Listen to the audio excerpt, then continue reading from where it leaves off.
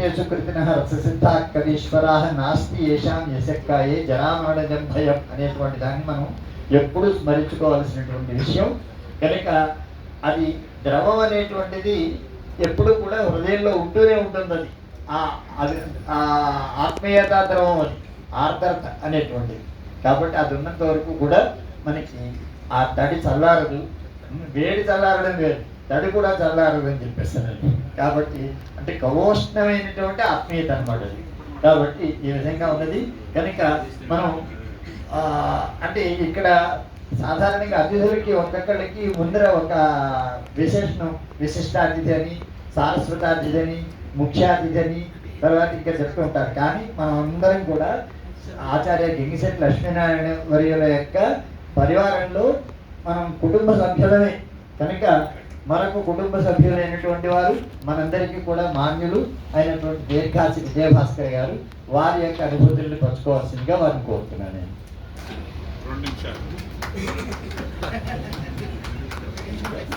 అందరికీ నమస్కారం. కొంచెం ఎక్కువ తీసుకున్నారు, పర్వాలేదు, నేను సర్దుతాను. అదే అంటే టైం లిమిట్ పెట్టారు కాబట్టి నేను ప్రస్తుతం అడ్రస్ చేయటం కూడా లిమిట్ చేసి అందరికీ నమస్కారం, ఇంక్లూడింగ్ స్టేజ్ మీద సదస్సులో ఉన్నటువంటి వారు. మాషా దగ్గర అంటే మేడం లక్ష్మీపార్వతి గారు, నరసింహారెడ్డి గారు వారంతా బాగా వాడేసి పిండేసిన తర్వాత ఆ విషయాన్ని గ్రహించడానికి వెళ్ళినటువంటి తర్వాత వారసుడు నేను. నాకు కూడా ఆయన పిహెచ్డిలో గురువు గారు ఆయన దగ్గరే నేను బ్రెక్ట్ మీద బెరోల్ట్ బ్రెక్ట్ జర్మన్ ప్లే రైట్ ఆయన మీద పిహెచ్డి చేశాను నేను. అంటే పిహెచ్డి చేస్తే అది మామూలుగా ఉండదు ఆయన దగ్గర, అది అందరికీ తెలిసినటువంటి విషయమే. అది మరి అది ఒక పిహెచ్డియా లేకపోతే 4 పిహెచ్డీలో మనకు అర్థం కాదు, కాలం అయిపోతుంటుంది, ఆయన చెప్తూనే ఉంటారు. అయితే అక్కడ అదృష్టం ఏంటంటే విసుక్కోకుండా అంది పుచ్చుకొని మనం సరిగ్గా అవగతం చేసుకున్నట్టయితే ఈ జీవితంలో తిరుగుండకుండా ఉంటుంది.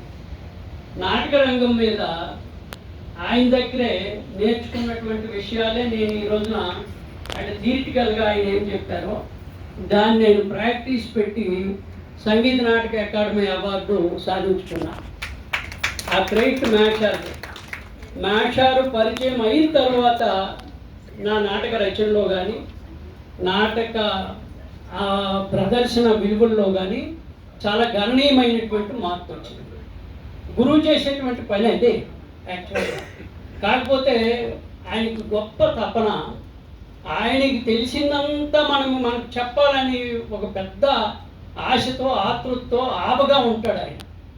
విద్యార్థులు భయపడకుండా మనసు ధైర్యం వహించి ఆయనతో శిష్యార్పణ చేస్తే అది జీవితానికి ఒక పెద్ద కాంత, అంత మించిన కాంత ఏమీ ఉండదు. ఇక మాషార్తో అనుభవాలు అంటే అవి తలుచుకుంటే మాకు మళ్ళీ మేము చోక్ అయిపోతాం, అవి వాటి జోలికి వెళ్ళదలుచుకోవడానికి. ఎందుకంటే నాకు ఎస్పెషలీ వాట్సాప్ తిప్పినప్పుడు సిలికాన్ కానీ ఆయన మాటలు కానీ ఆయన ఫోటోలు కానీ వస్తే అది మనసు కలిచివేసేటువంటి సందర్భం. అంటే ఇంత గొప్ప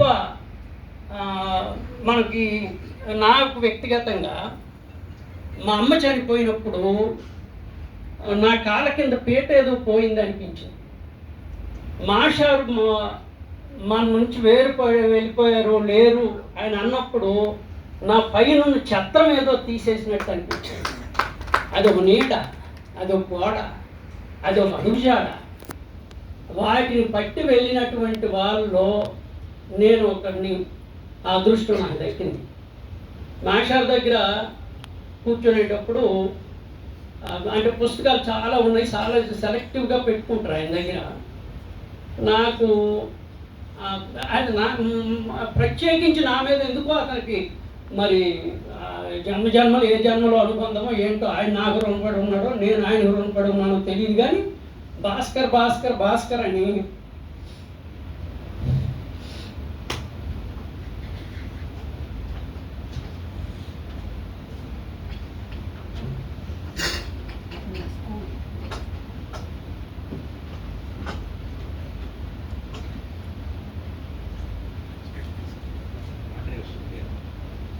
అంటే ఆ పిలుపులో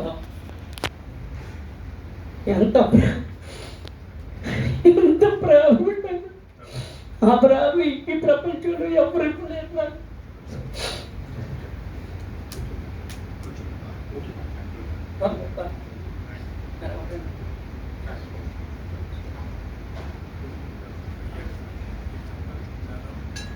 మామూలు సాహితీ సభలు నిర్వహించడం వేరు, ఇది ఒక దుఃఖాన్ని పెంచుకునేటువంటి సభ, ఇది కేవలం పంచుకునేటువంటి సభ మాత్రమే కాదు. కాబట్టి ఆత్మీయత నుంచి వచ్చేటువంటిది. అనుభూతులన్నీ సముద్రాలు అయినట్లయితే వారొక మహాకడలి. కాబట్టి ఈ సముద్రాలు, ఈ నదులన్నీ కూడా ఆ సముద్రంలో కలవవలసింది అనేటువంటి దానికి ఒక తార్కాణంగా వారి యొక్క వచనాలు మనం వింటున్నాం. మన అందరి హృదయాల్లో వారంత పరిచయం లేకపోవచ్చు, వీరంత పరిచయం లేకపోవచ్చు, కానీ మనందరికీ కూడా అతి కొద్ది సంవత్సరాల్లో అతి సాన్నిహిత్యంతో ఒక చలత్ మేరు పర్వతంలాగా, విజ్ఞాన ఖనిలాగా వారు మనందరికీ కూడా భావరాశిని పంచుతూ వచ్చారు. వారి గురించి నేను చెప్పేటువంటి మాటలు చివరిలో నేను ఇలాగే చెప్తాను నేను. కనుక ఇప్పుడు మనకి అత్యంత ముఖ్య అతిథులు అయినటువంటి వారు ఏనుగు నరసింహారెడ్డి గారు, మన తెలంగాణ రాష్ట్ర భాషా సాంస్కృతిక శాఖకి వారు సంచాలకులు. వారు తమ యొక్క అనుభూతుల్ని పంచుకోవాలి. ముందున్నటువంటి